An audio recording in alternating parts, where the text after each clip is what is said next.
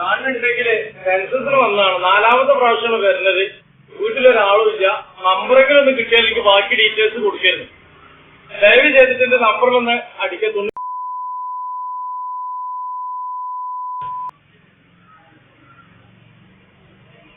ഇന്ന് രാവിലെ മുതലാണ് ഒരു വീഡിയോ വലിയ തരത്തിൽ സമൂഹമാധ്യമങ്ങളിലൊക്കെ വൈറലാകുന്നത്. മീഡിയ വൺ വീഡിയോ നൽകിയിരുന്നു, നമ്മുടെ പേജുകളിലൊക്കെ വലിയ റീച്ചാണത്.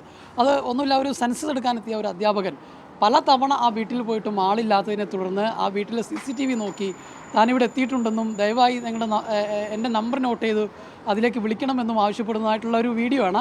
സ്വാഭാവികമായിട്ടും അത് വലിയ വൈറലായി. പക്ഷേ നമുക്കറിയാം, ഈ സെൻസസ് എടുക്കാൻ വരുന്ന അധ്യാപകരെ സംബന്ധിച്ചിടത്തോളം അവർ അനുഭവിക്കുന്ന ഒരു പ്രധാനപ്പെട്ട ഒരു വിഷയം കൂടിയാണത്.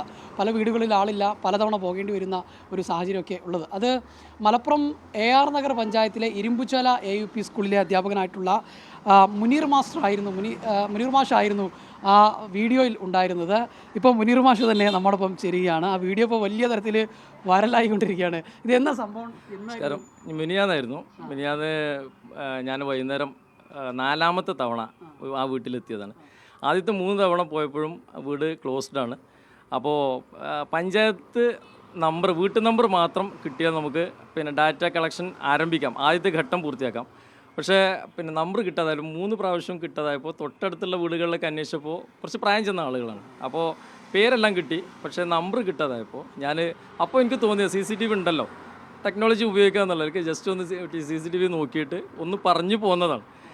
പറഞ്ഞു പോകുന്ന തൊട്ട് പിറ്റേന്ന് രാവിലെ തന്നെ ആ വീട്ടുകാർ വിളിച്ചിട്ട് ഡീറ്റെയിൽസ് എല്ലാം തന്നു, ചിരിച്ചുകൊണ്ടാണ് സംസാരിച്ചതൊക്കെ. അപ്പോൾ ഞാൻ പറഞ്ഞതാണ്, അങ്ങനത്തെ ആ വീഡിയോ ഉണ്ടെന്നുണ്ടെങ്കിൽ ഒന്ന് അയച്ചു തരുമെന്ന് പറഞ്ഞു. വീഡിയോ അയച്ചു തന്നു. ഞാൻ എൻ്റെ സ്കൂൾ ഗ്രൂപ്പിൽ ഇട്ടിട്ടുള്ളൂ. സഹപ്രവർത്തകരാരോ ചെയ്ത പണിയാണ്, പുറത്ത് വിട്ടതാണ്. ഇന്നലെയാണോ അത് ഗ്രൂപ്പിൽ? ഇന്നലെ ഉച്ചയ്ക്ക് ശേഷമാണ് ഈ ഗ്രൂപ്പിൽ ഇട്ടിട്ടുള്ളത്. അപ്പോൾ ഇന്ന് രാവിലെയാണ് അറിയുന്നത്. അവരെ ഫാമിലി ഗ്രൂപ്പിൽ ഇട്ടതാണോ ഇനി പുറത്താരെയും വിട്ടതാണോ എന്ന് അറിയില്ല. അങ്ങനെ പുറത്ത് പോയതാണ് സംഭവം. ഡീറ്റെയിൽസ് എല്ലാം കിട്ടി. അതുകൊണ്ട് തന്നെ അത് നാട്ടിലുണ്ട്. ഞാൻ യാദൃശ്ചികമായിട്ട് ഞാൻ പോകുന്ന സമയത്ത് അവരില്ല എന്നുള്ളതാണ്. ഇപ്പോൾ അവരെല്ലാം വിവരങ്ങളെല്ലാം തന്നു, കോണ്ടാക്ട് ചെയ്തിരുന്നു. സന്തോഷത്തിലാണ്, വേറെ പ്രശ്നങ്ങളൊന്നും. അത് മൊത്തത്തിൽ വൈറലായി. സന്തോഷം. സത്യത്തിൽ ഈ സെൻസസിന് പോകുന്ന അധ്യാപകർ നേരിടുന്ന വലിയൊരു പ്രശ്നം കൂടിയാണ് ഇതിലെ. അധ്യാപകർ സത്യത്തിൽ നമുക്ക് ഈ കഴിഞ്ഞ മാസം അവസാനത്തിലായിരുന്നു ഇതിൻ്റെ ക്ലാസ്സുകളെല്ലാം കഴിഞ്ഞത്. അപ്പോൾ നമ്മളോട് പറഞ്ഞിരുന്നത് 30-ാം തീയതിയോട് കൂടി കംപ്ലീറ്റ് ചെയ്യണം എന്ന് പറഞ്ഞു. പല അധ്യാപകരും പല സ്കൂളുകളിലും ഷെഡ്യൂൾ ചെയ്തു 30-ാം തീയതി കംപ്ലീറ്റ് ചെയ്യുന്ന രൂപത്തിൽ ഷെഡ്യൂൾ ചെയ്തിരുന്നു. അപ്പോൾ ഇനിയിപ്പോൾ 20-ാം തീയതിയോട് കൂടി തീർത്ത് കൊടുക്കണം എന്നുള്ള രൂപത്തിൽ നമുക്ക് നിർദ്ദേശങ്ങൾ കിട്ടി തുടങ്ങിയപ്പോൾ നമുക്ക് ശരിക്കും ഫീൽഡിൽ ഇത് 3-4 പ്രാവശ്യമൊക്കെ ചില വീടുകളിൽ പോകേണ്ടി വരാം. പല വീടുകളും ലോക്ക്ഡാണ്. അപ്പോൾ അവിടെ താമസക്കാരുണ്ട്, അവിടെ ആ സമയത്ത് ഇല്ലാത്തതാണ്. ഈ ഉച്ച സമയത്ത് പോകുമ്പോൾ അങ്ങനെ നമ്മൾ ശരിക്ക് നല്ല സമ്മർദ്ദം അനുഭവിച്ചുകൊണ്ടിരിക്കുന്നുണ്ട് അധ്യാപകർ. അപ്പോൾ അതിന് നമ്മളെ ഏൽപ്പിക്കപ്പെട്ട ഡ്യൂട്ടിയാണ്. അത് പരമാവധി നന്നായിട്ട് ചെയ്യുക എന്നുള്ളവർക്ക് എല്ലാ അധ്യാപകരും വളരെ ആത്മാർത്ഥമായിട്ട് ചെയ്തുകൊണ്ടിരിക്കുന്നുണ്ട്. ഇപ്പോൾ ഏകദേശം പകുതിയിലധികം എല്ലാ പ്രവർത്തനങ്ങളും അധ്യാപകർ തീർത്തിട്ടുണ്ട്. ഈ 20-22 കൂടി ഏകദേശം എല്ലാ പ്രവർത്തനങ്ങളും തീരേണ്ടതാണ്. സെൻസസ് വളരെ നന്നായിട്ട് അധ്യാപകരെ ഏൽപ്പിക്കുന്നത് അതുകൊണ്ടായിരിക്കും.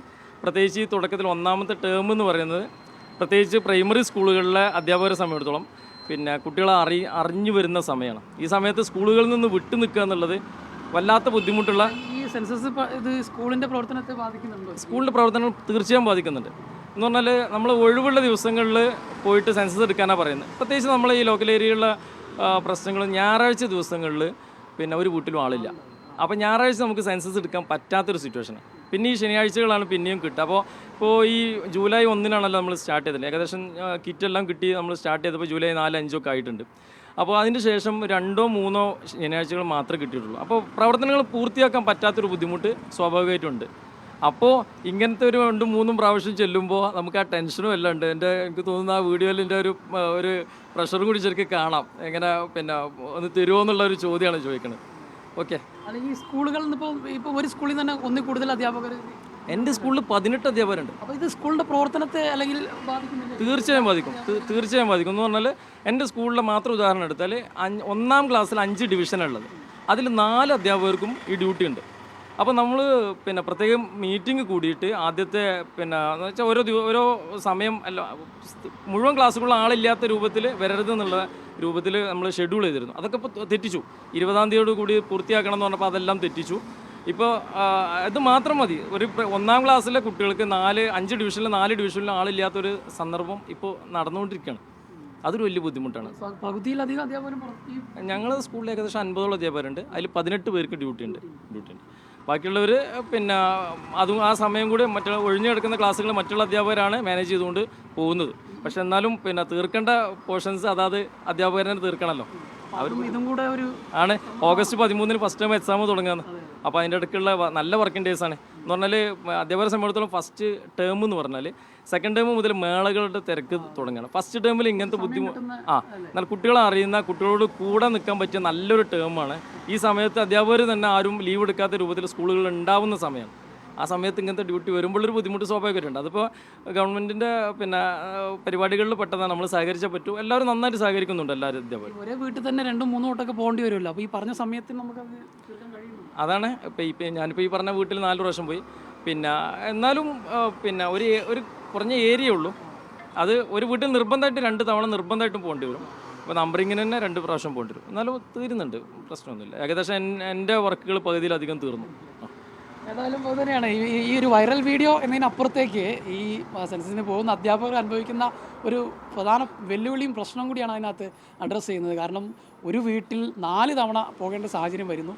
അത് സ്വാഭാവികമായിട്ടും ചെല്ലുമ്പോൾ ആളില്ലാത്തൊരു സാഹചര്യമാണ്. അപ്പോൾ അതിന് മറികടക്കാനാണ് അദ്ദേഹം ആ ക്യാമറയിൽ നോക്കി അങ്ങനെ പറയുന്നത്. അത് വലിയ തരത്തിൽ വൈറലാവുകയും ചെയ്തു. വൈറലായതിൻ്റെ സന്തോഷമുണ്ട്. അതോടൊപ്പം തന്നെ ഈ സെൻസസിൽ പോകുന്ന അധ്യാപകരുടെ ഈ പ്രശ്നങ്ങൾ അതുകൂടി അഡ്രസ്സ് ചെയ്യുക എന്നതുകൂടി ഒരു പ്രധാനപ്പെട്ട കാര്യമാണ്. ഒരു സ്കൂളെ സംബന്ധിച്ചിടത്തോളം അവിടുത്തെ അധ്യാപകരിൽ ഭൂരിഭാഗവും ഇങ്ങനെ പുറത്തു പോകുമ്പോൾ അത് അവിടുത്തെ പ്രവർത്തനങ്ങളെയൊക്കെ ബാധിക്കുന്നുണ്ട് എന്നുള്ളത് കൂടി ഈ സമയത്ത് പറഞ്ഞു വെക്കേണ്ടതുണ്ട്. ഏതായാലും അധ്യാപകരെ സംബന്ധിച്ചിടത്തോളം അവർക്ക് പരിഭവ പ്രശ്നങ്ങളൊന്നുമില്ല. അവരുടെ ഡ്യൂട്ടി കൃത്യമായി ചെയ്യുന്നു എന്നുള്ളതാണ്.